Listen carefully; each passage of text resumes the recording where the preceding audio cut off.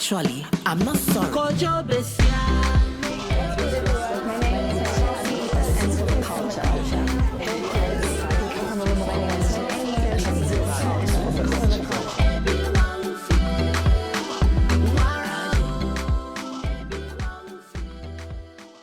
I'm gonna be the guy saying that sucks shit. You talk to women like that, you know, and then in the room it's like, party poop or whatever, but ultimately you're gonna know what I think and how I feel, and you'll remember me. Hey, I'm Coco. Hey guys, I'm Khunze. And we are Pussy Party. And apparently this is for the culture.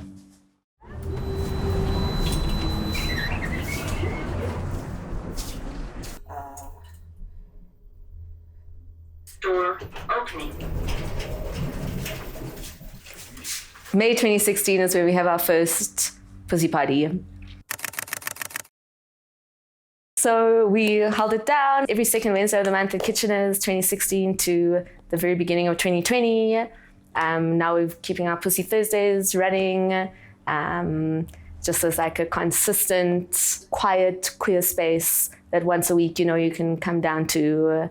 So we'll brief our DJs, you know, also maybe give them an opening like, you know, that is this kind of event. If you want to play more women artists and queer artists, this is the time to go for it. Just ultimately considering what's mostly not considered. And at the top right now, what's mostly not considered is queer people and women. If you look a certain way, you don't get into parties, you know what I mean? It's that thing like men won't buy you a drink, you can't come in. So you can scratch that out. You can come to our party, that's not a problem.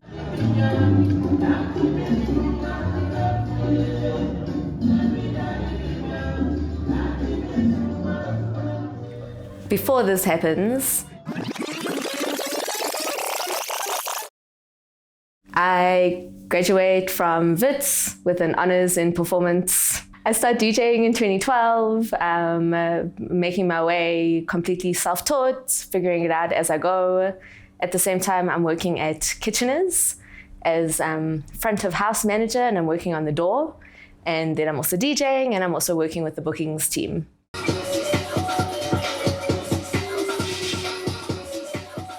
So 2015, we host an artist from Berlin, and part of the conversation we have there is around like how politics relate to the club, if I can put it loosely like that. And we realized like, okay, actually what this label does is they make sure that they're only signing women and gender non-conforming artists. We started realizing that there's just a lack of women and queer DJs that we can book comfortably. There's a handful, and we start putting them to lineups, but it's running out. Around the same time, I hear about Fat Stokie.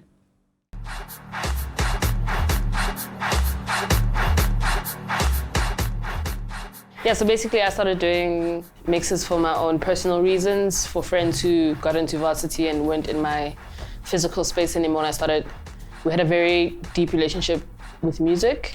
We'd shared new music all throughout our friendship since high school. So this was my chance to kind of like let them hear a couple of tracks at one time without having to keep sending track by track. So the mixes kind of caught on. Coco got word about my mixes. And then once we were out with my friends and my friends said, yo, you should let this person play. So my first ever live set was the first ever Pussy Party.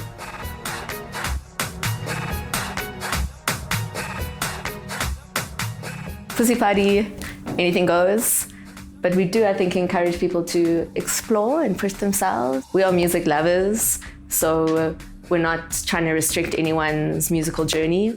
And in fact, we know that when you experience a lot of different kinds of music, you're more likely to have a greater, more encompassing emotional experience. We use music to process emotions. If we're listening to different kinds of sounds, we're more likely to process different kinds of emotions and go into different headspaces and surprise ourselves and think of something new. So we do encourage exploration and genre exploration. I don't think we have a very specific sound as a collective.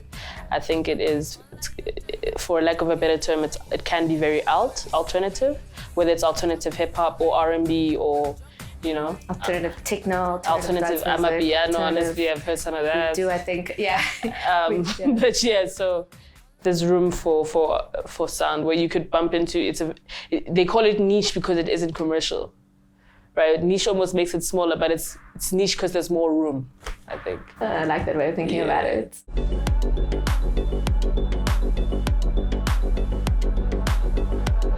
When you move closer,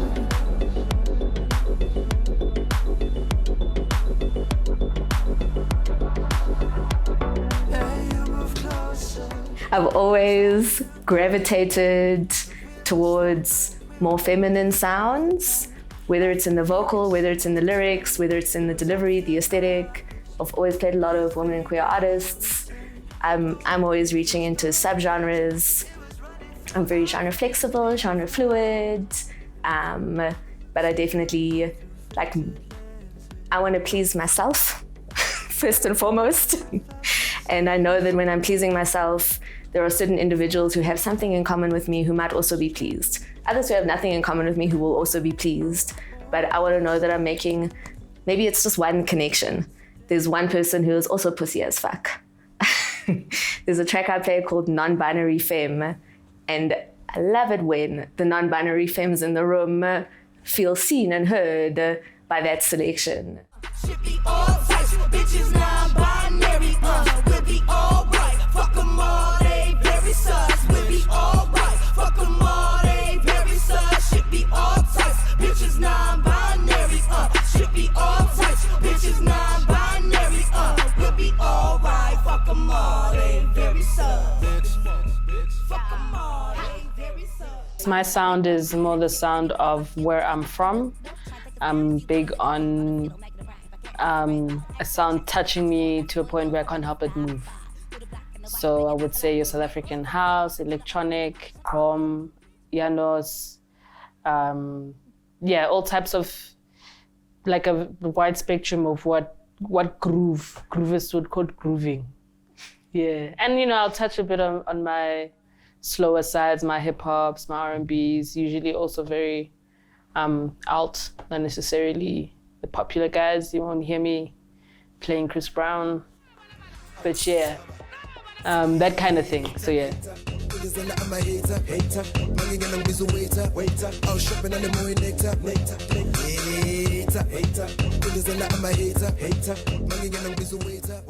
I think, visibly I'm very loudly something outside of the binaries. I would say in the industry, it's kind of interesting because there'll be this new very loud movement of booking or working with queer people, but a lot of the times it's within queer spaces or within just that parameter where you'll see the same faces you're familiar with. And then when you find yourself outside of this now community that's been built over the years, and now I'm finding myself in very heterosexual spaces within the industry where men are running it a lot. Men are booking, men are artist liaisons. And there was a shift, especially when they realized I was what they would call a woman, Things would change, they take you less seriously. You're almost they think you kind of trying to be them. So once you say something that's funny, then they're like, oh shit, yeah, you can, you one of the boys, you good, that type of energy was within the queer community. We all know why we're there. We're all there to support each other. It's all love. But yeah, ultimately, and there comes benefit with my, I guess, gender bending, where they take me a little bit more seriously than women, let's say, who are dancers inside the room, in the green room, or on set or on stage. Whereas I could be now that since you guys kind of tick off my masculinity, I can be the person who protects with as much of that power that gives me.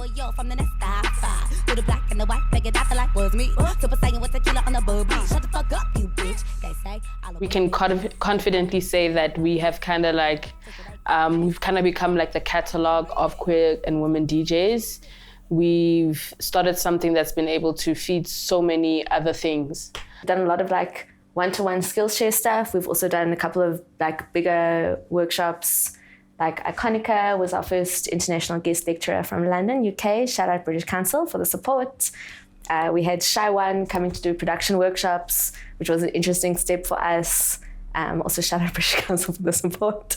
We've done a couple of bigger gigs. We were experimenting at Living Room at the beginning of the year. We've done some festival lineup curations. We worked with Sakifo, we worked with Afropunk. We've worked with spaces looking at how to implement safer space practices. So we've moved from saying safe space to safer space, because ultimately we don't know who's walking to the room. You can look queer and amazing as fuck, but queerness does not mean goodness. Let's be very clear. There can be really fucked up queer people, really fucked up women.